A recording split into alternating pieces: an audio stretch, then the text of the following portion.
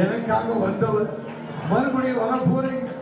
இன்னும் ஒரு தரம் என் வானத்தையும் என் பூமியையும் என் நிலவையும் அசைக்க பண்ண போறீங்க. இந்த நாள் முதல் அப்பா இந்த அச்சாரம் எனக்கு போதும். இந்த வாழ்க்கை